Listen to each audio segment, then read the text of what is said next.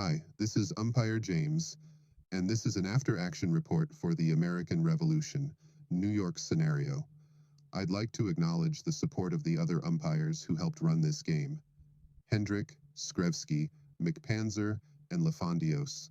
And thanks to Lafondios for editing this video. This game in AAR would not have happened without their efforts. I'll turn it over to Ryan to walk you through the game. The game was actually the second using the same setting run by James. He ran another nearly 2 years earlier. It was one of his first games in the International Kriegspiel Society. With a better map and improved rules, he wanted to have another go at it. This game hosted 23 players and lasted 3 months. The game itself starts on August 25th, 1776. In this scenario, the British fleet has already arrived in New York Harbor and set up on Staten Island, as they did historically. Their objective is to defeat the Continental Army and capture Manhattan as a strategic port and city to use as a base to support future operations to quell the rebellion in the colonies. The American objective is to stop the attack if possible, and, above all, keep their army intact and able to fight for what will turn into a long, drawn-out war. Historically, the British and their Hessian mercenaries landed at Gravesend Bay, then fought the Battle of Long Island on August 26th, where they defeated the American forces on the island, but failed to capture them. On September 15th, they landed at Kips Bay and proceeded to capture New York City, while the Continental Army fled north, again escaping capture. In this game, there was a big twist. The Americans already had French support and French reinforcements 4 years earlier than they historically did. As such, the British fleet does not have free rein over the waters around New York. The French fleet is there and, while still outnumbered, not something to be ignored. In addition to the fleet, the Comte de Rochambeau is present with 7,000 soldiers. This evens the odds significantly and gives the American cause a fighting chance at success.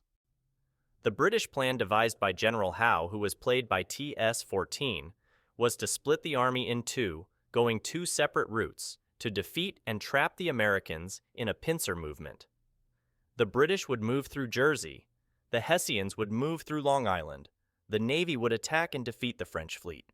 The American plan devised by General Washington, who was played by Portal, was to also split his force in two, with half in New Jersey, half on Long Island, and a small garrison in the city of New York itself.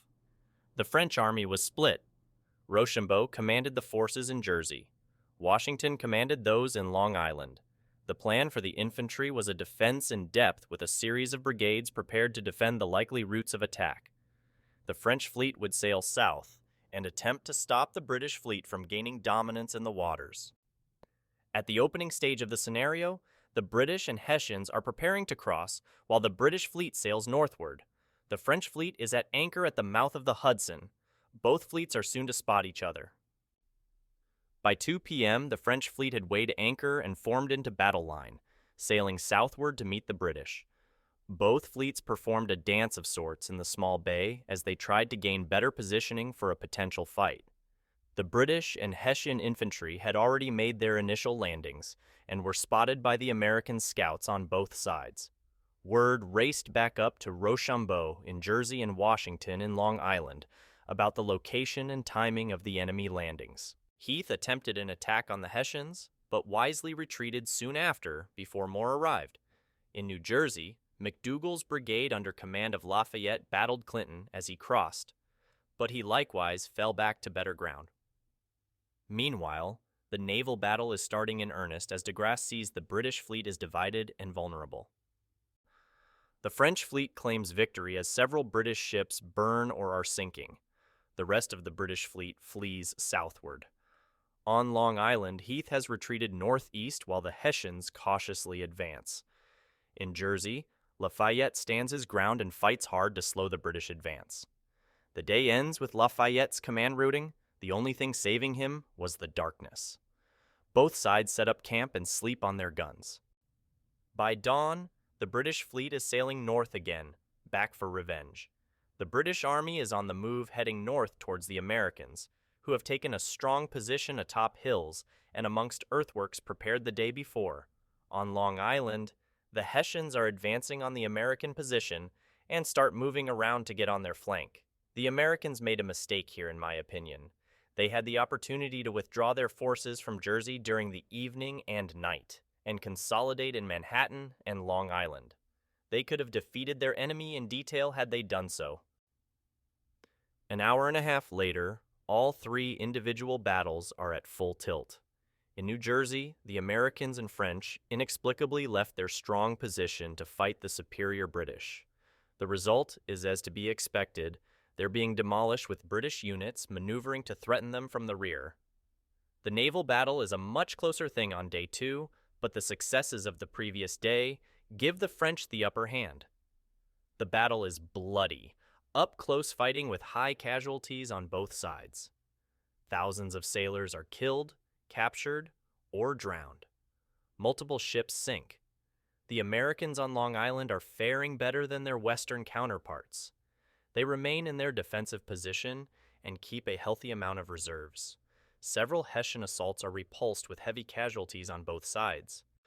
By 8:45, the battle in New Jersey is over. The Americans are in full retreat with thousands being captured. Admiral Howe is about to order a retreat for his decimated navy and concede the victory to de Grasse.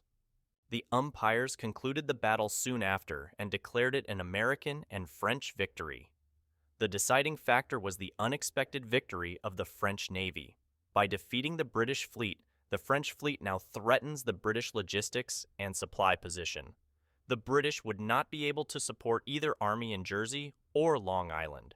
General Howe would be forced to retreat and regroup until he could get a new navy to defeat the French. The Continental Army in Long Island would likely make it safely to the Brooklyn defenses and then into Manhattan. On behalf of my fellow umpires and myself, I'd like to thank you for watching this after-action review of the American Revolution New York campaign. We hope you enjoyed it. We'll see you out there on the Kriegspiel board. Thanks so much.